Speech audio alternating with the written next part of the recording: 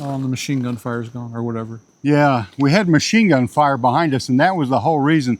But Mr. Dumbutt here forgot to check to make sure it was recording.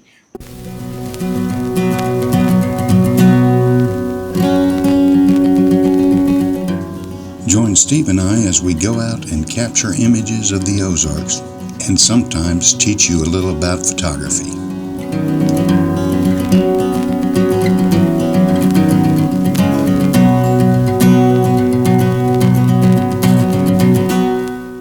Good morning. This is Steve and Mike. yeah, and we're the Mo Ozark Photos guys. And Mike, you've brought me somewhere that's kind of spooky. Sketchy. Yeah. Where are we? We're on the Eastgate of Fort Leonard Wood, and I was here, I'm thinking about 5-6 years ago. Well, the river has changed quite a bit. Steve and I's got to climb a mountain. Well, okay, that's an exaggeration. We got to go down this sketchy trail to get down to where I want to take pictures. And there's a lot of trees that have fallen down since last time I was here. But we're here before sunrise, and summer's hard. Yeah, summer's hard. We wanted to stay kind of close to town. Yeah, later in the day, it's supposed to feel like 100, and we're like, we don't want that. But so Mike said, hey, I know a spot, used to go there a lot, so here we are. I told Steve this is a place that I like to come in the fall, but it's been years since I've been down here. When I worked on post, it was convenient. I'd come out here early in the morning before I went to work sometimes.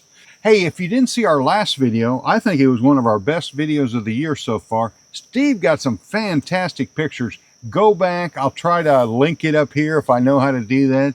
But go back and watch that one. Steve got some goldfinch. Goldfinches, yep. In sunflower field, and they were phenomenal. So if you haven't seen that one, go back. We try to do one a week. This week, I didn't think we were going to get one, but we pulled out this morning. Our schedules are starting to get busy. Okay, the sun, it looks like the sun's starting to come up slowly. I can't tell if it's overcast. I don't think it is, but we'll see. So come along with us, see what Steve and I get. Tell them what you got, Steve. I have a tripod. Compositionally. Oh, well, it's got 3 legs, kind of a triangle-shaped thing, like a teepee. No, what he means is what's going on in front of us, and Mike brought me here and he kind of pointed it out. What we're going to try to do is get these, there's some reeds in the water, get those in the foreground. Then, of course, the rapids after that. Maybe I'll make them cotton candy just for Craig. And then the sun is over my left shoulder, and it's going to start lighting up the trees. Those are sycamores over there. And it's going to slowly slide them up from the top down to the bottom. Maybe turn everything a nice gold. That's what we're hoping for. And a horizontal is what we have in mind right now. We'll get some cotton candy water, and we'll get some stopped water. And then Mike even knows a way, I think I could do it now, where you can combine the 2 images and get some cotton candy with some frozen stuff above it. So that could be kind of cool too. Now this is what we have downstream. I may set up a composition downstream. The only thing is we got this big tree that fell over, but normally the sun will hit the peaks right there. So I'm going to set up downstream, try to find a foreground element. I've got pictures from years ago, and if I can find them, I'll add them to the video, fall down here. But I can't get over all the fallen trees. So what lens you got on? Starting with my landscape lens, which is yeah, 12 to 24 millimeter, 4.0 aperture. Yeah, lowest aperture. I did bring my polarizing filter. Well, I brought all my filters, so I could have fun experimenting today. He's got his camera leveled. These Nikons have a green level in it, and you just line it up till it goes green.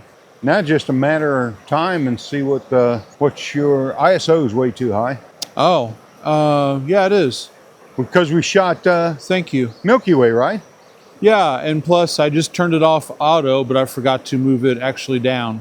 So I personally like to go, I don't know if this is true anymore. It used to be in film days that the lower your ISO, the quieter your photos, less noise. But with denoise in You can get away, last week, yeah. you use higher. But you're thinking cotton water, right? Yeah, and I still like using as low ISO as I can. And so now Now he's looking at his histogram. Yep. He's sliding it all the way over to where the histogram slides over to the right. He's got it there. And you never want to judge it on your monitor. Once you tilt that monitor up a little bit. I could. I forget I have that too. I always do. He's focusing a third of the way into the scene. Cottony water. Look at that. Oh, nice. Craig will love it so much. He's refocusing by touchscreen. Isn't that nice? It is. And firing. And now 2 second, boom, there it goes. And now, just for giggles, I shall try a focus stacking. I don't think things are moving too terribly much. I always put my hand in front so I know that's what we're getting ready to do. That's a good trick. Otherwise, I won't be able to tell the difference. Well, we were waiting for the light to come out and light up the top of the trees, which so far it's struggling to do. So there might be clouds behind us where we can't see them. So there's a boulder formation on the other side that I kind of like the way the water's falling through it. Yeah, that's good. Yep, so... What are you focusing on, the rocks themselves? Or yeah, because the water would be cottony, so... Yeah. So anyway, let's dink it and see what happens. And what's it look like? Go ahead and fire one. Let's see what you got. Oh, yeah. So there we go. I like that. That's pretty good. And then I'll probably shoot some horizontal just to... I like doing both, then see what I like better at home. Where do you normally lean? Vertical, don't you? Vertical, like the yeah. They're stronger. They're just harder to view on video or on screen, but they're a stronger composition. I like them too.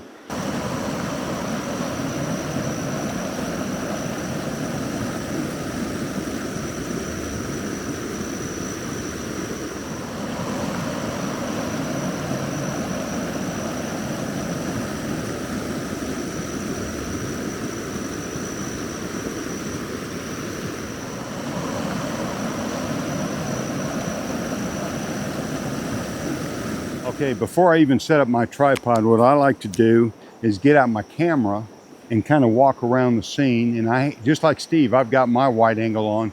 I got my new filters in. The cover, the lens cap, is magnetic also. I like that. So I'm gonna walk around the scene here. I like this tree, I like this bush here, but I'm not sure how it's gonna work. I've got a nice leading line. I don't know if you see it in the video. This dead tree here. Yeah, maybe a little higher. Yeah, right about there. So I'm gonna set up my tripod right here. Okay, I like this tree, how it's going out.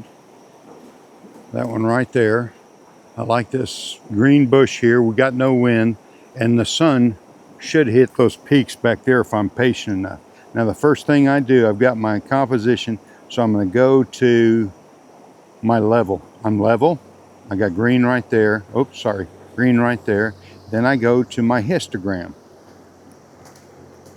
And you can see right here it's touching, so I'm going to dial it back a little bit till there's nothing there. And I dial it back just a little more to make sure, and then I'm going to bump it right. That's exposure to the right. Let me do that again. I'm going to take it down. See how it's moving away from the right? Then I'm going to go back. Now all I'm changing is my shutter speed. This lens shoots best at f8.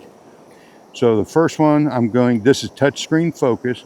I'm gonna touch right here, and I'm gonna take that one. Comes back on, I'm gonna focus right there. Take another one, comes back on, I'm gonna focus on the trees back there. Shoot again, and then I'm gonna focus clear back here in the background and shoot another one. Now, just like Steve, I'll put my hand in front, and I don't know if I can do that. I'll put my hand in front like that so I know that the photos in front of my hand in Lightroom is my focus stacking. The hardest part, I think, of landscape photography is knowing when to stay and when to go.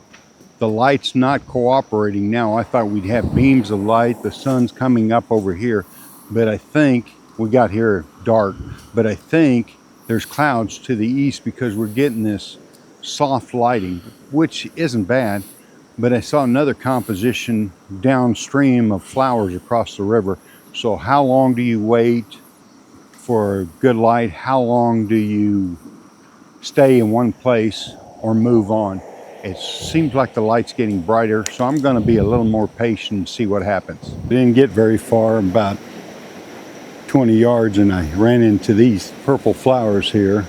So my composition is kind of from this angle with the river behind it. I did do some focus stacking because those flowers are so close to my lens, but I'm starting to see some light now. Maybe I should have waited. See up there? Maybe I'll wait a few minutes. Steve's still working the composition up there by the bridge, but I've walked downstream. It's kind of dewy this morning.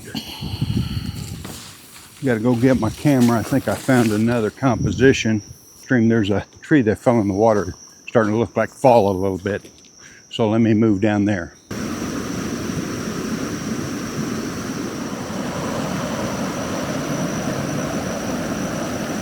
All right, Steve here. Hopefully I'm talking loud enough that you can hear me over the water. But things are working out exactly as Mike had predicted. Over my shoulder, maybe you can see the trees. Yeah, if I could angle this thing. They're starting to light up with some gold. Same way if you were to look all the way down the river. So trying to compose with those elements in mind, I've switched back to my wide angle lens and done a little bit of focus stacking. But yeah, it's really turning out pretty. And even though this picture, experience tells Mike that this was going to be here, but he's got a million pictures of it. I have 0, so I'm enjoying this, getting my collection. So Mike and I came here to take pictures of the river, and I do have pictures of the river. By the way, this is the Big Piney for anyone who cares. But then you always have to keep your eyes open for other compositions. For instance, straight across the river from me right now, I see a bunch of yellow flowers, which Mike mentioned earlier. So he might have gotten some compositions with that. Also, while I was here trying to frame things up, I noticed on this dead log right here a bunch of interesting, they're almost like worms hanging off the side of it. So that looked kind of cool, although probably not cool enough to take a bunch of photos of. But then behind me, I'll move this around, got some purple flowers back there. I don't know if they're into composition yet, so I'll be trying to get some of those. I like these little reeds that are down here. In other words, there's generally always something to take pictures of in addition to the thing that you came to get, which I think I've done as well as I can with the thing we came to get, which is the sunrise over the stream here. It's gone from looking kind of golden to looking, well, like sun now.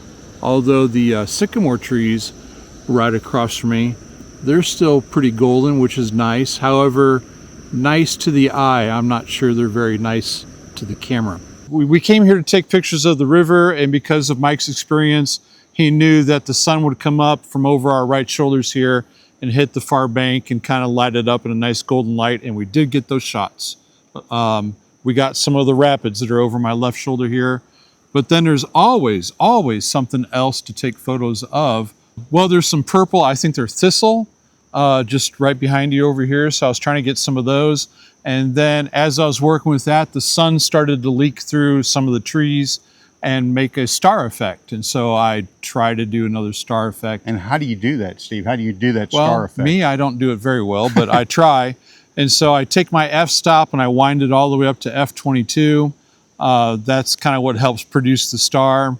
And then I try to compose the photo so that there's something good in the foreground, whether it's a sunflower face or purple thistles or whatever it happens to be. And then it takes a lot of, for me, it's not a tripod shot. I have to put the camera up and kind of move my knees a little bit to try to get this, the sun to break through, because too much sun is just a blah on the screen. Not enough sun, there's no star. So you just want a sliver of sun to break out from behind whatever it is, a branch, rock, tree, thistle, sunflower. Yeah, so any of those things would make that star effect. The reason I said sunflower here, in our last video, you need to go there. Steve got a fantastic shot. My wife said he would make a beautiful poster. He got a sunflower, beautiful yellow of the sunflower, the sun rays coming around it, and he got the star effect in the corner. Go back and look at that last video. Yeah. Anyway, if we don't see nothing down here, we're going to end the video here. It was a fun shoot. If Steve or I got some awesome pictures, we'll put them on the video. Oh yeah, what are you doing, Steve? Oh yeah, don't forget to hit subscribe, hit like. And we're not getting a lot of comments. We'd like to hear places in Missouri that you like, that we can go travel to. You can see how fall would be pretty down here. Oh yeah. Okay, we're gonna go. Hope you enjoy this. See you later. Bye. They started shooting again on post. I don't know if you'll be able to hear this. Okay, now we're gonna go. Yeah. Always an adventure at Fort Leonard.